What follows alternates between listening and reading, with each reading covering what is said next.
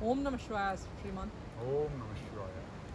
So, I wanted to understand the impact of Panchabhutas, especially water and water bodies on our body and life. When we say the universe,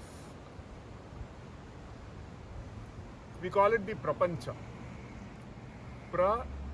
Pancha. Pancha means the Pancha Mahabhuta. Imagine how it is, if you go deep within, in deep samadhi, in meditation, how would you see yourselves as? Not as a mixture, an admixture of any material. You will not realize yourselves as a material being. And from there, if you project out, then first comes, say, thought. But thought as an expression is a combination of multiple material. Then out of thought, gradually that gets consolidated into manifest material. This is a very intuitive understanding that we find in our Puranas, that we can find through our own experience of Samadhi. It's a very intuitive feel that one gets from inside out. Then one appreciates not just this manifest bhutas as prapancha, but going deeper and connecting that with subtler reality, which is thought, which is sukshma. That is also panchabhuta, panchabhautika. So you see, in the manifest space, we relate with water. Water gives us that fluidity, and yet it's substantial. We always look at that which is substantial, that which you can touch and feel. That makes us feel comfortable, confident. That's why Jala and Prithvi, or water and earth, makes us feel so comfortable, confident. And in that, Prithvi is more, let's say, solidified, rigid.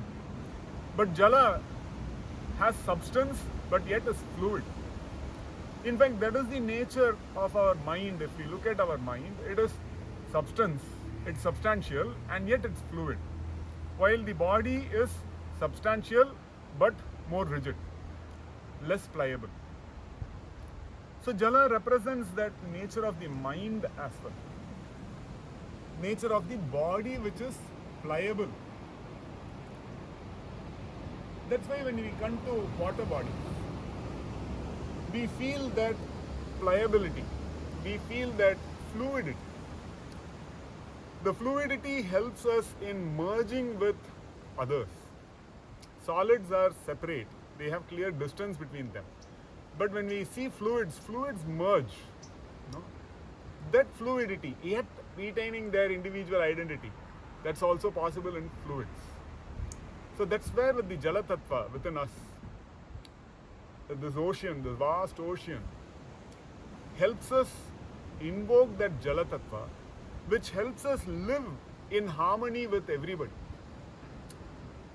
That harmonious coexistence can happen only with certain adaptation or certain fluidity, certain giving in, not reinforcing our boundaries so much.